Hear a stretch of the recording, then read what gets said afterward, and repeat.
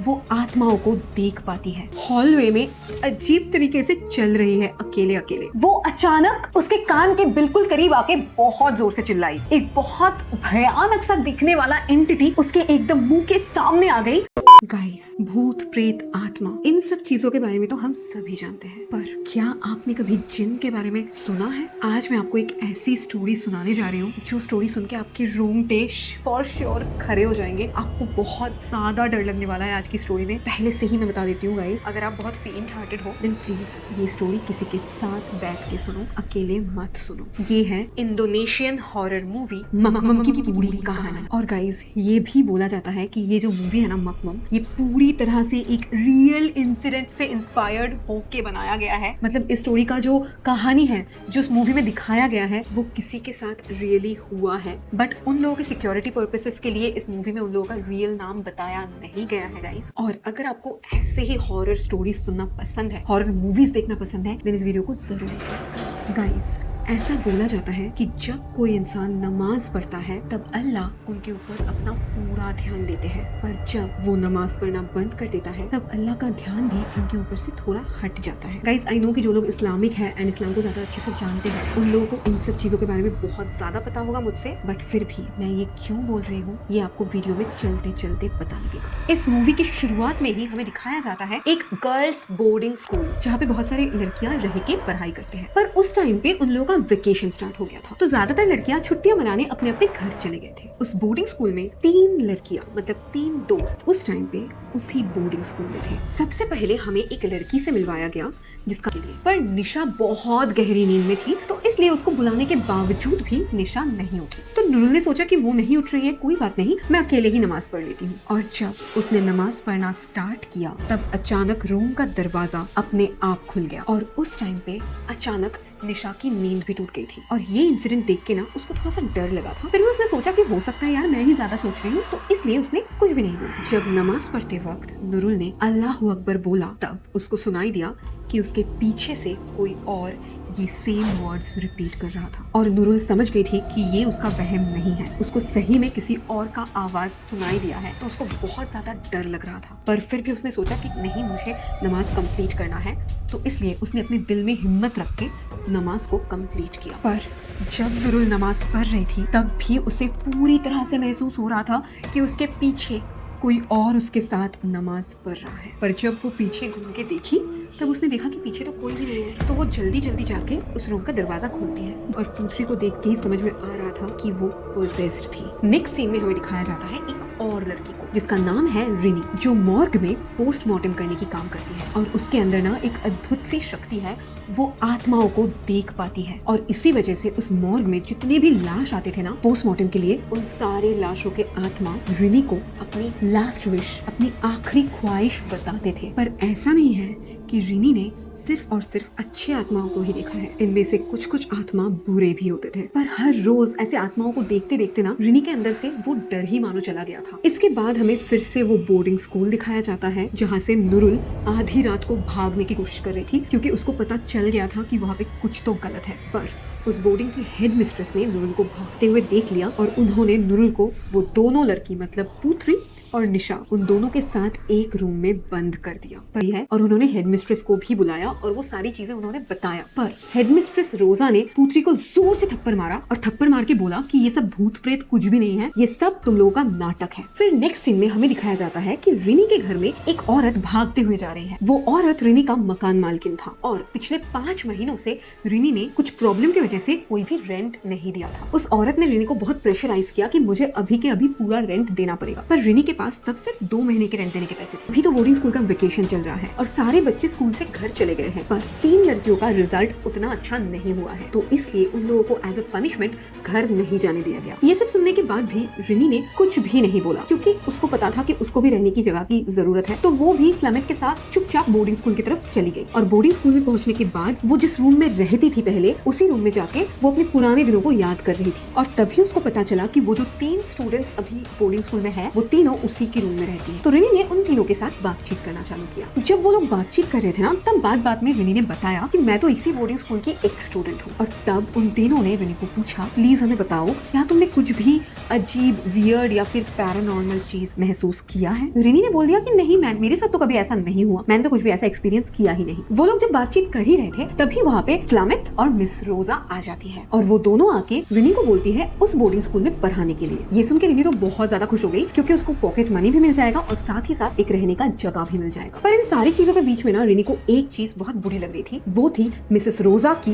Dominating nature. मतलब ऐसा लग रहा था कि वो नहीं चाहती है कि कोई भी उनके ऊपर कुछ भी बात करे, वो चाहती है कि उन्हीं के डिसीजन आखिरी डिसीजन के तौर पे माना जाए। पर उस रूम से जब हर कोई चला गया तब अचानक रिनी ने फील किया कि उस रूम में कुछ तो अजीब है। मतलब उसको फील हो रहा था कि कुछ तो उस रूम के अंदर पैरानॉर्मल चीजें हो रही है। उसको अचानक ऐसा लगा कि इस रूम में जो अलमीरा है, मतलब जो वार्डरोब है, उसके अंदर कुछ तो अजीब लग रहा था उसको। तो वो सीधा उस अलमीरा के सामने गई और जब उसने उसका दरवाजा ओपन किया तब उसने देखा कि वहाँ पे एक सफेद रंग का हिजाब रखा हुआ था। और हिजाब को देखने के बाद ही वो अचानक उसके कान के बिल्कुल करीब आके बहुत जोर से चिल्लाई। पर दूसरे ही सेकंड जब उसने आंख खोला तब उसने देखा कि अलमारी के अंदर कोई भी हिजाब था ही नहीं। उसको ऐसा लग रहा था कि पूरा सीन उसी का वहम था। तो इसलिए उसने ज्यादा सोचा नहीं। पर नेक्स्ट दिन सुबह वो अपने रूम से बाहर गई गार्डन में, जहाँ पे वो 3 लड़कियां काम कर रही थी और गार्डन में जाके वो उन तीनों लड़कियों से बात करने लगी। थोड़ी देर बातचीत करने के बाद उन तीनों को ही खाना बनाने जाना था, तो वो तीनों वहाँ से चली गई। पर रिनी उसी गार्डन में अकेले अकेले बैठ के वहाँ की सीनरी एंजॉय कर रही थी। थोड़ी देर बाद उसने नोटिस किया कि उस गार्डन में कोई एक लड़की सफेद कपड़ा पहन के चल रही थी। उस लड़की का ना सिर्फ पीछे का पोर्शन दिख रहा था, मतलब बाल दिख रहा था, पर उसका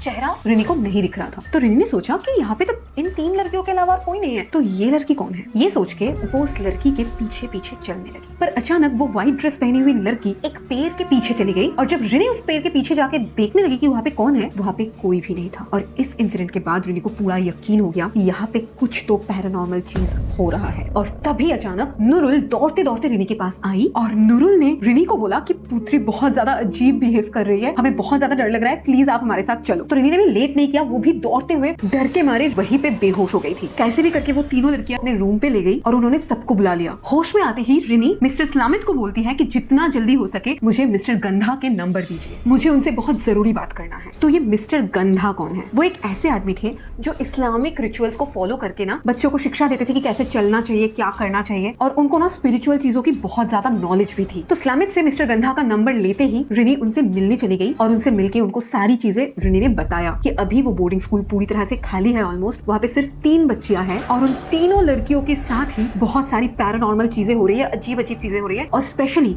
जब वो लोग तहज्जुद की नमाज पढ़ते हैं तभी उनके साथ ये सब पैरानॉर्मल चीजें ज्यादा करके होती है। और इस एंटिटी को उन तीनों लड़कियों ने नाम दिया है मकमम। इंडोनेशिया में एक ऐसे एंटिटी में बिलीव किया जाता है जिनको द फॉलोअर मतलब मकमम बोला जाता है और उसका कोई बॉडी नहीं होता, मतलब उसको कोई देख नहीं पाता है। ये सब सुनने के बाद मिस्टर गंधा ने उनको कंजिम के बारे में बताया। कंजिम एक टाइप का जिन होता है जो स्पेशली नमाज के वक्त लोगों को परेशान करता है। वो कंजिम जिन जब भी कोई नमाज पढ़ता है और अल्लाह के करीब होता है तभी उन लोगों को परेशान करता है ताकि वो लोग अल्लाह से दूर हो जाए। और इसीलिए कभी भी नमाज पढ़ते वक्त डिस्ट्रैक्ट नहीं होना चाहिए, पूरे मन से अल्लाह की इबादत करना चाहिए। उन्होंने उन तीनों लड़कियों से ये बात अच्छे से समझा देने के लिए बोल दिया। ये सब कुछ समझने के बाद रिनी फिर से बोर्डिंग स्कूल चली गई और वहाँ पर जाके वो स्कूल की एक्स हेड मिस्ट्रेस मतलब मिस्टर किनाथी की देखभाल कर रही थी। और मिस्टर किनाथी बहुत ज्यादा बीमार थे तो इसलिए वो कुछ भी मुंह से बोल ही नहीं पाती थी, वो सिर्फ पेपर में लिख लिख के अपने दिल की बात लोगों को समझाती थी। और उस दिन मिसेस किनाथी ने पेज में लिख के रिनी को उस बोर्डिंग स्कूल की हेडमिस्ट्रेस होने का जॉब ऑफर किया। पर उसकी चीखने की आवाज सुन के रिनी और वो 2 लड़कियां तुरंत वहाँ पहुंच गई और उन तीनों ने निशा को बाथरूम से बाहर निकाला। ये सब सुनने के बाद रिनी ने तुरंत मिस्टर गंधा को कॉल किया और उसने मिस्टर गंधा को उस बोर्डिंग में बुला भी लिया। पर उसको भी तो तहज्जुद का नमाज पढ़ना था, तो इसलिए रिनी भी फ्रेश होके तहज्जुद का नमाज पढ़ रही थी। और जब वो नमाज पढ़ रही थी तब अचानक उसको भी वो सारी चीजें महसूस हो रही थी जो कि इतने दिनों से इन तीनों बच्चियों के साथ हो रही थी। मतलब उसके साथ भी वो सेम पैरानॉर्मल चीजें हो रही थी और उसको पूरी तरह से समझ में आ रहा था कि उसके पीछे कोई एंटिटी हिजाब पहन के उसी के नमाज पढ़ने का नकल कर रहा है। वो बहुत ज्यादा डर गई पर फिर भी उसको याद आया कि मिस्टर गंधा ने उनको बोला था कि कुछ भी हो जाए उसको पूरे मन से अल्लाह का इबादत करना है। तो वो हिम्मत करके पूरा तहज्जुद का नमाज कंप्लीट करती है और कंप्लीट करने के बाद पीछे मुड़ के देखती है कि वहाँ पे कोई भी नहीं है। पीछे तो कोई भी नहीं था, पर जब रिनी सामने मुड़ी तब उसने देखा कि मकमम उसके एकदम मुंह के सामने खड़ी हुई है और वो बहुत ज्यादा डरावनी दिखती है। मकमम को देखते ही रिनी बहुत जोर जोर से चिल्लाने लगी और उसके चीखने की आवाज सुन के सलामत वहाँ पे आ गया। तब सलामत ने बोला कि तब और एक बात हुई थी जिस बात को पब्लिकली छुपाया गया था। अभी हमें पता चलता है इस मूवी की असली राज। सलामत बताता है उस दिन हर एक अखबार में यही छापा गया था, इस बोर्डिंग स्कूल में आग तो लगी थी पर किसी को भी कोई भी नुकसान नहीं हुआ, पर उस दिन आप ही की बेस्ट फ्रेंड निंगशी आग में जल के मर गई थी। और ये बात हर किसी से छुपाने के लिए मैंने और मिसेस किनाथी ने उसका डेड बॉडी इसी स्कूल के गार्डन में दफना दिया था, क्योंकि अगर किसी को भी पता चल जाता कि एक बच्चा इसी स्कूल के अंदर मर चुका है तो ये स्कूल हमेशा हमेशा के लिए बंद हो जाता, कोई भी स्कूल में नहीं आता। वो लोग ये सब बातें कर ही रहे थे, तभी उन लोगों का नजर गया पूथरी के ऊपर, जो कि बहुत अजीब तरह से गार्डन की तरफ चल के जा रही थी। और रिनी को पता चल गया कि पूथरी फिर से पोजेस्ड हो चुकी है। तो सलामत रिनी को बोलता है कि मैं उसको संभालता हूँ, आप जल्दी से मिसेस किनाथी के रूम में जाइए और उनके बेड के नीचे जो बॉक्स रखा हुआ है उसको चेक करिए। जब सलामत पूथरी को बचाने के लिए उस गार्डन में गया तब अचानक उस बोर्डिंग स्कूल की हेड मिस्ट्रेस मिसेस रोजा पीछे से और सलामत को बुरी तरह से घायल कर देती है। और अगली तरफ रिनी मिसेस किनाथी के बेड के नीचे से उस बॉक्स को बाहर निकालती है और उस बॉक्स को खोलते ही उसकी बहुत सारी पुरानी यादें ताजा हो जाती है। और तब उसको याद आया कि जिस दिन उस बोर्डिंग स्कूल में आग लगी थी उस दिन रिनी और उसकी बेस्ट फ्रेंड निंगशी एक ही साथ बैठ के तहज्जुद का नमाज पढ़ रहे थे। और नमाज खत्म होते ही उस बोर्डिंग स्कूल में पूरी तरह आग लग चुका था और उस आग में रिनी की हाथ भी पूरी तरह से झुलस गया था। और उसके बाद उसको कुछ भी याद नहीं है। कुछ दिन बाद उसको होश आता है जब वो हॉस्पिटल में थी और उसके बीच क्या हुआ था क्या नहीं हुआ था वो कुछ भी रिनी को याद नहीं था। और ठीक होने के बाद जब रिनी स्कूल में वापस गई तब हर किसी को यही बताया गया था कि निंगशी छुट्टियों में घर चली गई थी और घर से ही वो कहीं पे भाग गई है, वो कभी वापस ही नहीं आई। रिनी ये सब याद कर ही रही थी तभी अचानक वहाँ पे लोड शेडिंग हो गया और पूरी तरह से वो रूम अंधेरा अंधेरा हो गया। रिनी काफी डर गई थी तो वो जल्दी जल्दी लैंप जलाने गई और वो मैचेस से जब लैंप जला रही थी तब उसने उस रूम में ऐसा फील किया कि उसके साथ कोई और है और कोई तो ऐसा था जो फुसफुसा के रिनी को कुछ बोल रहा था। रिनी ने जल्दी जल्दी लैंप जलाया और तभी निंगशी की आत्मा रिनी के पैर को जोर से खींचती है और रिनी नीचे गिर जाती है और उसकी लैंप भी नीचे गिर जाती है और उस रूम में भी आग लग जाती है। रिनी वहाँ पे मर जाने वाली थी पर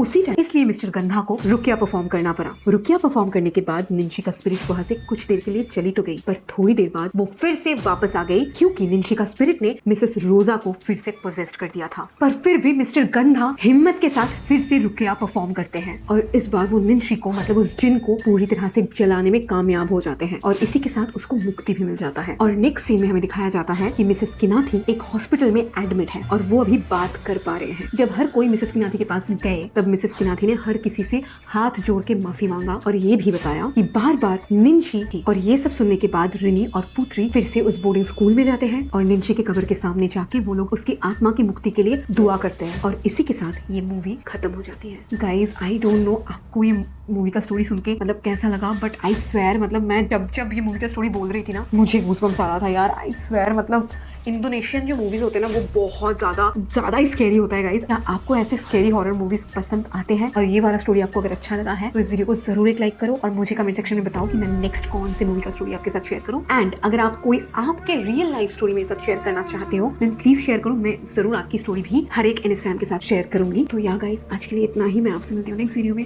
तब तक के लिए बाय।